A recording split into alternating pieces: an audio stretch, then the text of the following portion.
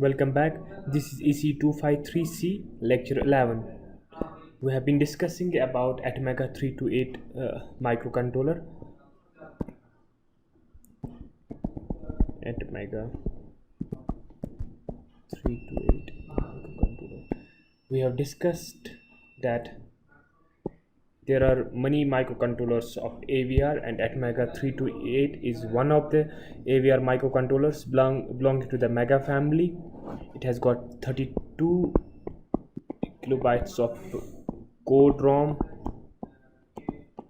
Here code and memory will be separate. 2 kilobytes of data RAM. Also we have 1 kilobytes of EPROM data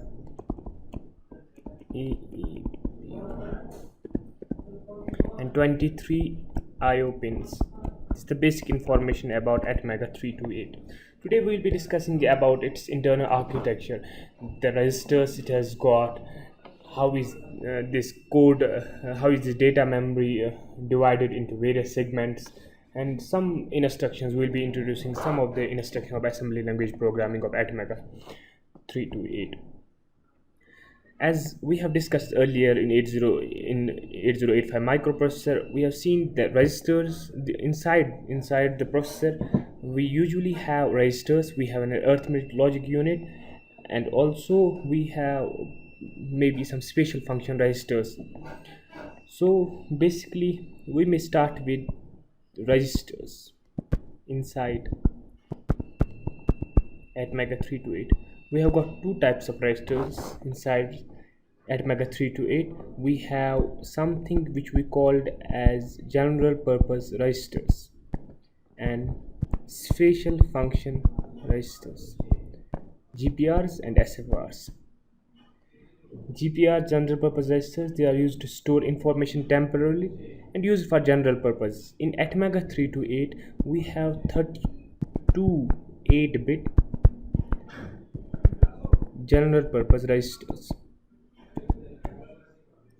Means we have 32 different 8-bit memory location, 32 bytes, because each register is 8 bits wide, and we name them from R0, R1, R2 up to R32, sorry, R31. These are 32 general purpose registers, and these registers are all 8 bits wide, and they are used by all arithmetic and logic operations.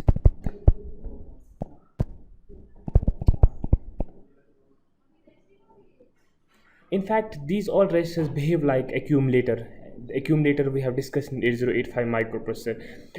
We have discussed that in 8085 one of the operands needs to be in the accumulator, and the result of any arithmetic operations gets stored in the accumulator. But here all these 32 general purpose registers behave like accumulator. That means whenever we have to do any arithmetic operation, we can store our operands in any of these 32 registers, and also the result can get stored or may be stored or will be stored, in fact, in any of these 32 general purpose registers. We can also load any value in these 32 registers. Like for example, I will discuss an instruction here. We have an instruction called as LDI. It's the equivalent of move instruction in 8085 microprocessor. So what's the general syntax of LDI? It means load immediate, and then we have a destination register and the immediate value K. This K is the value. It has to be between 0 to 255 because our registers are 8-bit, or in hex we can say we'll write a $sign for a hex from 0 to FF, or we also write hex something like this: 0x00 up to 0xFF. That means it should be from 0000 0000 up to 8 ones in binary. And this RD, this can be any of these general purpose registers from R16 to R31. It should be noted that we can't directly load a value in the first 15 or not to R15 registers directly.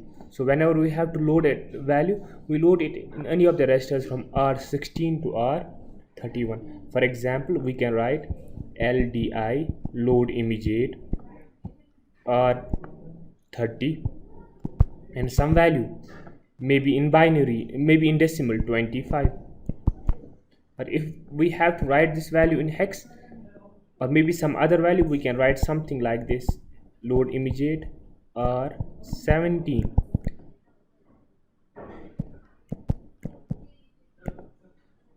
0A, or the better way to write is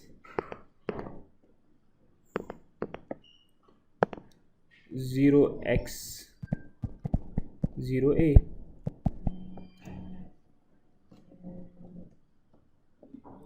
So what does this instruction mean? This instruction means that a decimal number 25 is getting stored in register R30, in general purpose register R30, and this instruction, the hexadecimal number 0A, that's 10 in decimal, will be stored in R17. Whenever this instruction will get executed, register R30 will have a 25 value. 25 means 8, 24, 25 will have this value. Similarly, when we move A into R17, register 17 will get a value A. If we write LDI R5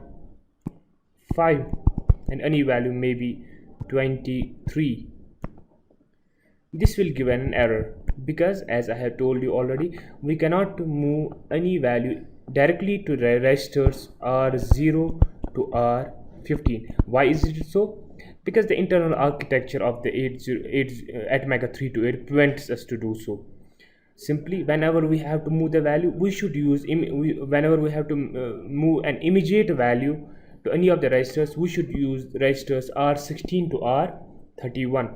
Also, if I write something like this, maybe LDI R21 355, this will also give me an error, because I cannot move a value which is greater than 8 bits, which takes more than 8 bits in any of these registers, because these registers are only 8 bits wide. So a programmer has to take care of these things.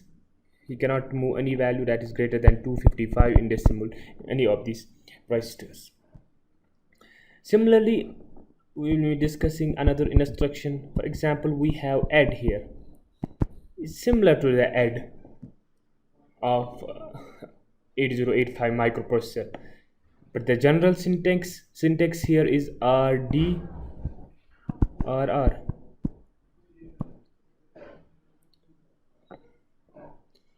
Add RD RR. These RD and RR can be any of the registers. What will happen when this instruction will be executed? The contents of RR will get added to the contents of RD. The result will be stored in RD. For example, if I write a program like this: LDI R16, I'm moving a hexadecimal number 25 in R16, and then I am moving a hexadecimal number maybe 22 in R17. Then I can write add R16 R17. When this instruction will be executed, number 25 will be moved to the register 16. When this instruction will be executed, number 22 in hex will be moved to register 17. When this instruction will be executed, the contents of R17, that's 25 in hex, will be added to the contents, 22 in hex will be added to the contents of R16. that is 25 hex, and the result will be stored in R16. Whatever the result, that will be stored in R16. These two instructions I discussed just to illustrate how the general purpose registers of ATmega 328 or in general AVR family work. Next, I think we will be discussing about the AVR data memory.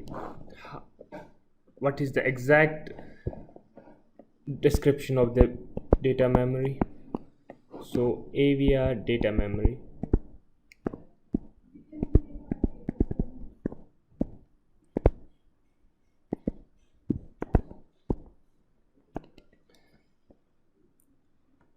As I have told you already, in AVR we have two kinds of memory spaces.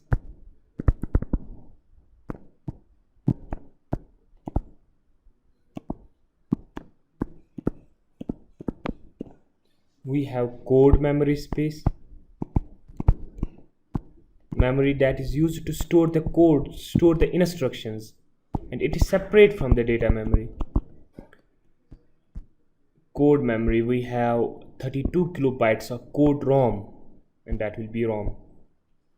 And also we have something known as data memory, where we store data, maybe temporary data or maybe some data that's used during the execution of the program.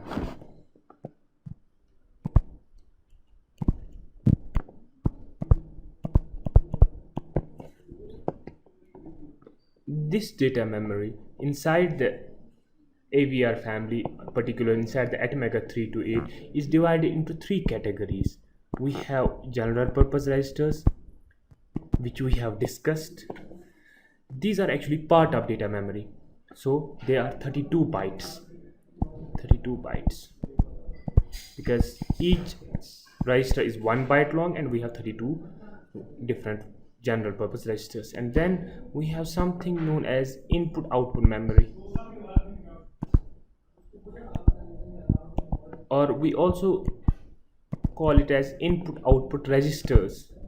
They are also registers which take care of input output ports and some other special function ports, or we also call them special function registers. And they are dedicated to special functions. For example, status register. Status register is the same as the program status word in 8085 microcontroller, or the flag registers in the 8085 microcontroller. They also take care of input output ports. They also take care of ADCs. And the number of these registers varies from chip to chip. In fact, even in one single family, maybe in mega family, the different chips will have different amount of input output memory, because different chips have different number of ADCs, different number of input output ports, and other peripherals. So this varies, but at least every AVR microcontroller has 64 bytes of input output memory. That means there are at least 64 special function registers present inside every AVR microcontroller, and these 64 bytes are actually known as standard input output.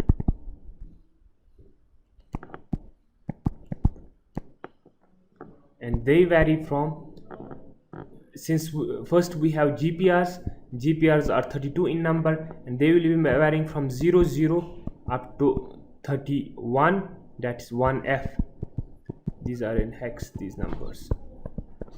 And then we also have 64 standard input output pertaining to some special functions like status register, input output ports, ADCs, and they will be numbering from, after 1F we have 20, and 64. That means 20 to 2F means 16, 30 to 3F means 16 more, 40 to 4F means 16 more, means that gives us 48, and then from 50 to 5F, when we add 16 more, we get 64 bytes. That means from 20 up to 5F.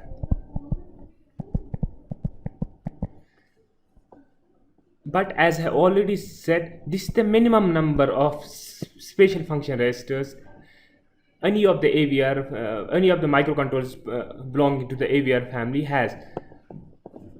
In case of ATmega 328, which we will be going to discuss in this course, apart from these 64 memory locations, these 64 SFRs, we have 160 bytes more, and these 165 bytes we call as extended IO memory. And these 160 bytes range from, after 5F we have 60 up to FF. 60 to 6F is 16, so from 70 to 7F we have 16 more, and similarly from 60 to FF we will be having 160 bytes more. These are known as extended input output memory. After that we have, these are the two things, we have general purpose registers, we have special function registers, and special function registers are, or we also call them input output memory. There are two types: standard input output, these are 64 bytes present in every microcontroller of AVR family, but in some cases we have more, and that we call as extended input output memory. And in ATmega 328 we have exactly 160 bytes, 160 registers ranging from 60 to FF. Apart from these two, we also have something we call as internal data SRAM.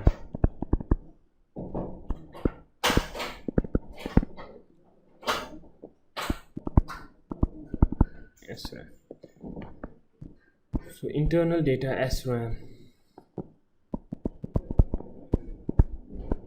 Internal data SRAM. Internal data SRAM is also known as scratch pad.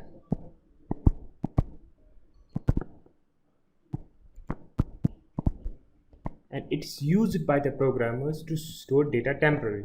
See, registers are also used to store data temporarily, but sometimes registers are not enough. We have to store some other data, maybe for longer periods of time. We store that in this scratch pad. Any general purpose data, any data we get during the execution of program, we store that into scratch pad. So it's actually used by programmers to store data temporarily, or it can be also used by the compiler to store the data temporarily. And its size, it also varies from chip to chip inside the AVR family. And for ATmega 328, the size of this scratch pad is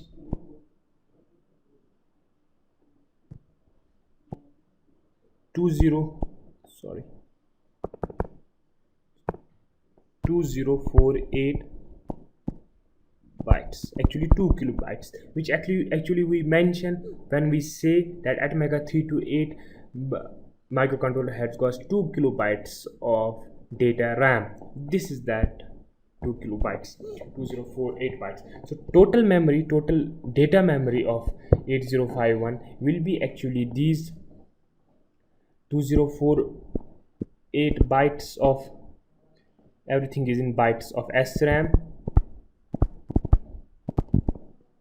plus 64 bytes of standard input output, plus 160 bytes of extended input output, and plus this is IO, and 32 bytes of general purpose registers.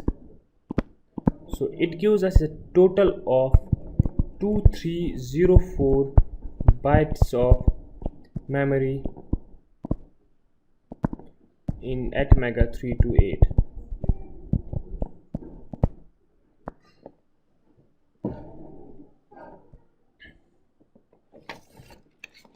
So we can say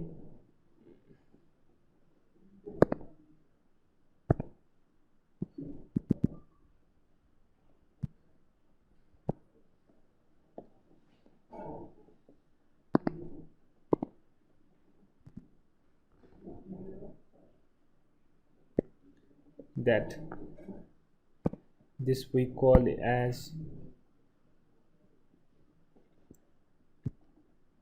data RAM of Atmega 328.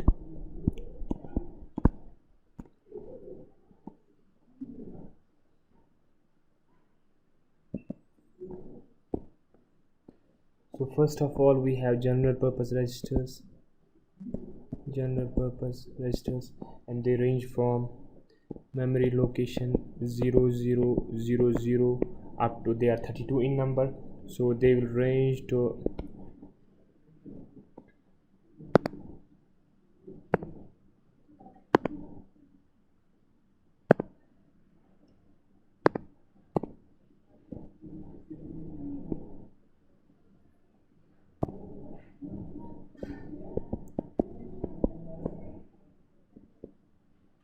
1F, 32 in number, general purpose registers. And then we have something called as standard IO.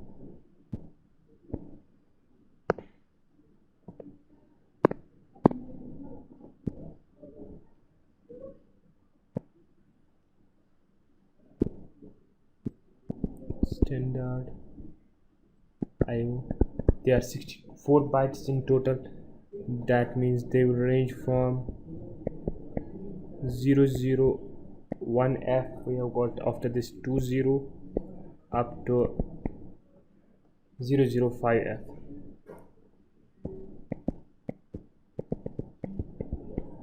And after that we have got something known as extended input output memory.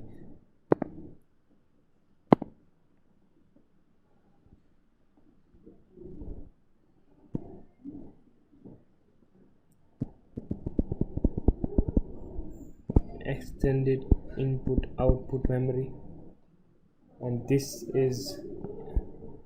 we have told is a 160 bytes, and therefore it will range from #0060 from 00FF.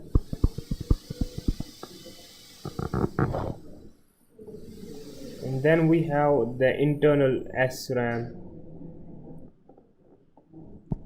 the internal SRAM.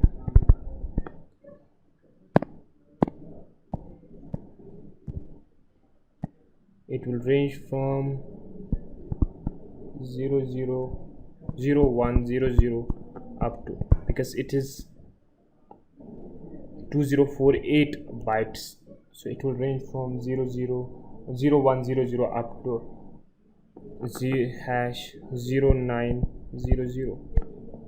So in total the memory of Atmega 328 is from 0000 up to 0900, amounting a total of 900 in hex bytes.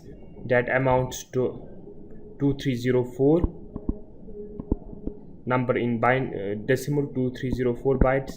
Out of these 2304 bytes we have 32 bytes for general purpose registers, naming from R0 to R31, and then we have 64 for standard input output like ADCs, like status register, and like IO ports, etc. And then we have something extended IO, which are specific to the Atmega 328, which may not be present in other microcontrollers of AVR family.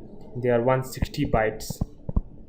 Then we have something known as internal SRAM, which is actually general purpose memory used by programmers and compilers to store data temporarily, and that's also equal to 2048 bytes.